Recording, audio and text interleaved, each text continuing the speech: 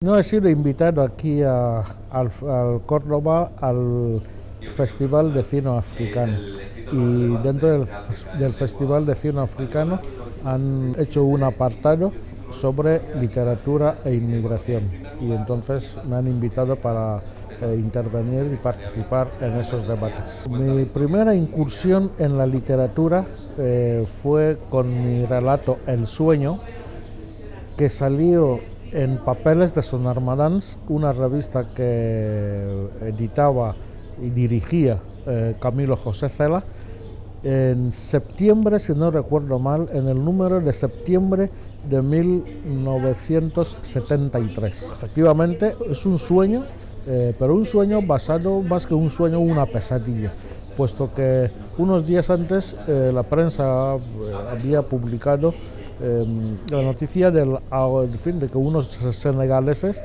se habían ahogado en el río Bidasoa intentando pasar a Francia clandestinamente. Me impresionó aquella noticia y claro, no pude dormir, me levanté, recuerdo que me levanté efectivamente y empecé a escribir el relato, que me salió de un tirón. Y a partir de ahí empecé a reflexionar en literatura. Efectivamente existe un vínculo entre literatura y cualquier otra cosa, puesto que la literatura es susceptible de abordar cualquier tema de cualquier época y en cualquier cultura. Por ejemplo, ya desde los clásicos griegos, la literatura ha abordado millones e infinidad de veces el tema del amor, y sin embargo siempre es diferente, es distinto, dependiendo de cada persona, de cada época, de cada circunstancia. Lo mismo pasa con el tema de la migración. Se está abordando desde los propios africanos, desde nuestra propia experiencia tan traumática, y también desde otros ámbitos, puesto que están reflexionando sobre el tema personas no africanas, pero que conocen y también de alguna manera sufren las consecuencias de esa emigración. Yo he escrito un libro que se llama Partir para contar. Se trata de la información sobre el camino de la inmigración clandestina desde los países subsaharianos y hasta llegar entre las dos vallas que están en el territorio, el continente africano, que separan entre España y África, ¿no? Ese libro lo he escrito por dar información, sobre todo, explicar tal como la gente, cómo está en el camino, el funcionamiento del camino. Y las asociaciones que trabajan sobre la inmigración, que luchan por los derechos humanos, que sepa cómo vivimos esta aventura hasta llegar en España.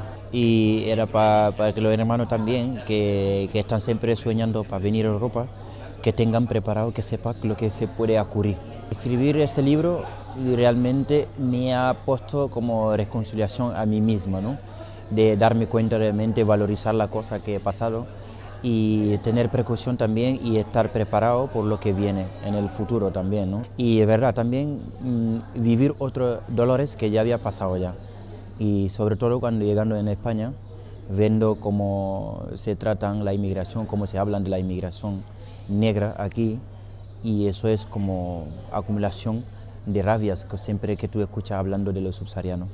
Es importante que nosotros mismos contemos nuestra propia historia por una razón muy sencilla, porque cuando otra persona cuenta lo que él cree que le pasa a otra, siempre puede haber distorsiones, siempre puede haber malas interpretaciones, y en cualquier caso no lo expresa con el sentimiento de la misma persona que ha padecido o está padeciendo esa situación.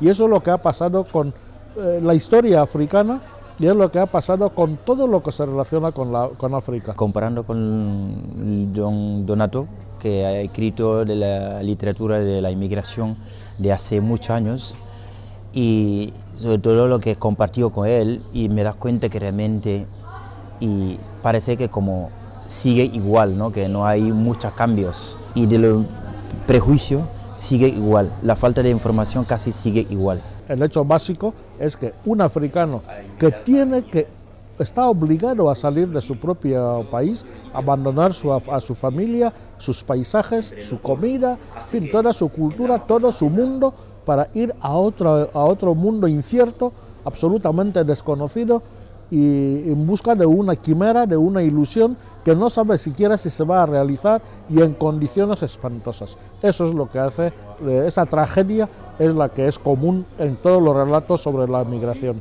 Yo siempre he reivindicado el papel de la literatura como motor del cambio de una sociedad. Si no fuera por la literatura, la llamada literatura de género, yo creo que hoy en día el papel determinante de las escritoras, hoy en día muchísima gente seguiría considerando que las mujeres no tienen derechos. Otro ejemplo determinante, si no hubiera sido por la literatura hecha por los negros, por los afroamericanos, por los negros de Estados Unidos, hoy la lucha por los derechos civiles en Estados Unidos hubiera sido tardado mucho más. Todavía no se ha conseguido absolutamente todo, esa dignificación y esa igualdad que requiere simplemente ser reconocido como un ser humano más en la sociedad. Pero tampoco podemos ignorar que ha variado muchísimo digamos, el papel del negro en la sociedad norteamericana. De manera que, ¿quién puede dudar, después de este y otros tantos ejemplos, quién puede dudar del papel determinante de la literatura en la sociedad? Esos tipos de elementos que son importantes por una cosa, porque se da cuenta claramente que los africanos concernados mismos están dando voces, ¿no?, sobre lo que es su propia cultura. Y hoy en día es importante de ver tantos africanos que están presentando el cinema africano, ¿no? Y encima también un africano subsahariano que ha pasado el inmigrante viéndolo, que es el mismo que está contando la experiencia que ha vivido, ¿no? Y es importante de